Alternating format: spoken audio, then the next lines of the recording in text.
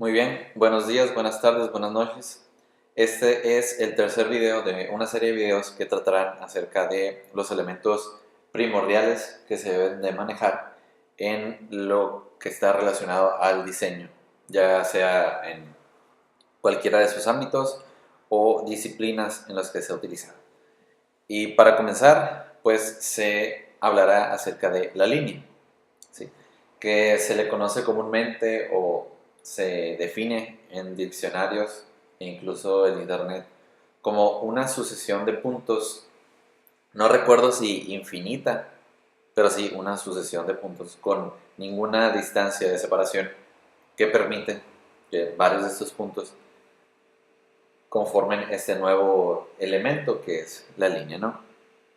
Ya al hablar de la línea, nos permite entrar a un tema bastante importante que es la primera dimensión.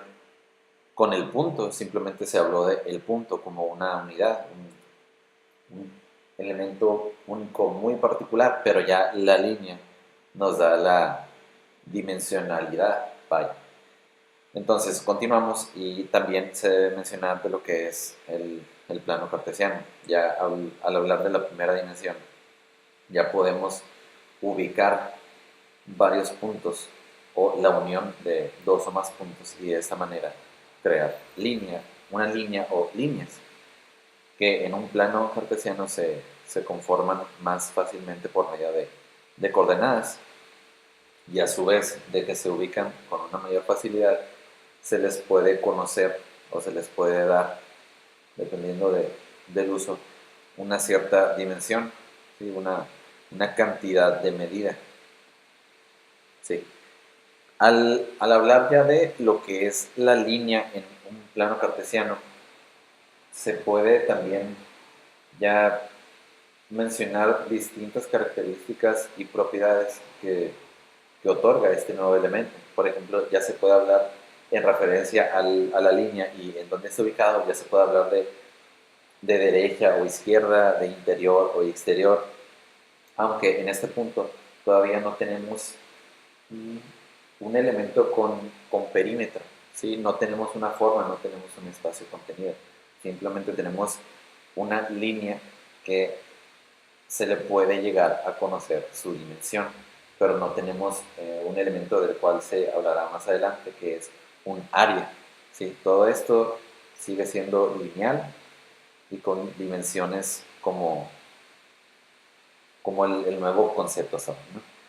Con varias líneas se pueden crear lo que son las intersecciones, se pueden hablar de líneas paralelas, de líneas perpendiculares y a su vez de ciertas inclinaciones, grados, ángulos, que conforme se vayan hablando y más que nada en el tema de figuras o formas, ya se podrá hablar también de lo que son las aristas y los vértices, eh, los ángulos que se crean, las sumas de estos ángulos y ya las propiedades que vayan teniendo distintas figuras, ¿no? Pero por ahorita se puede hablar de una inclinación de la línea, pues con el tema de los ángulos y los grados, ¿no?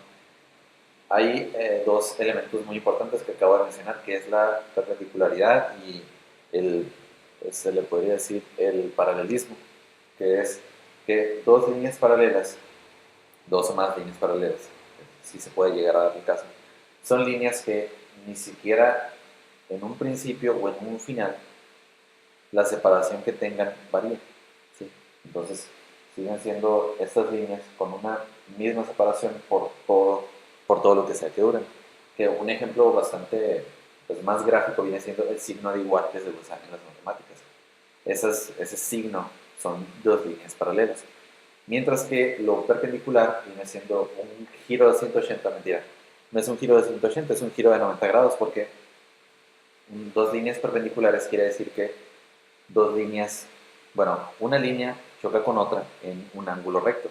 Eso quiere decir en un ángulo de 90 grados, creando así pues, una especie de T, ¿sí? De la letra T, siendo que los dos lados en donde está esta línea en ángulo recto cuentan con 90 grados.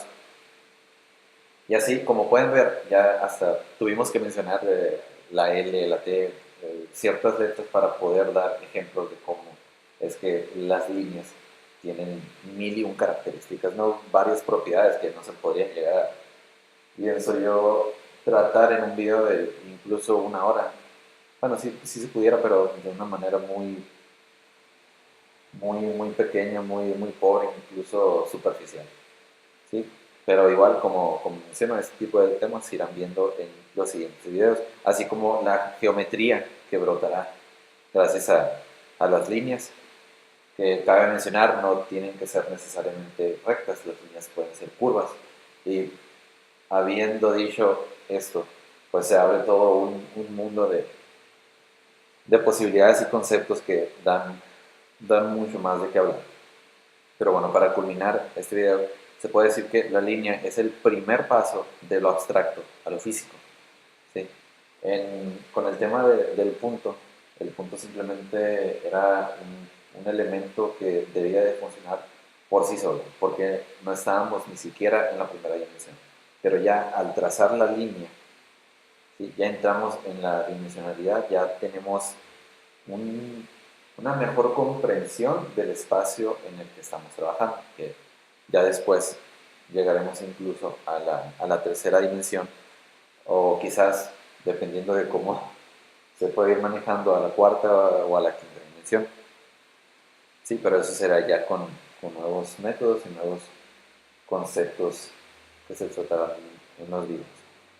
Y bien, por este video es todo, nos vemos luego.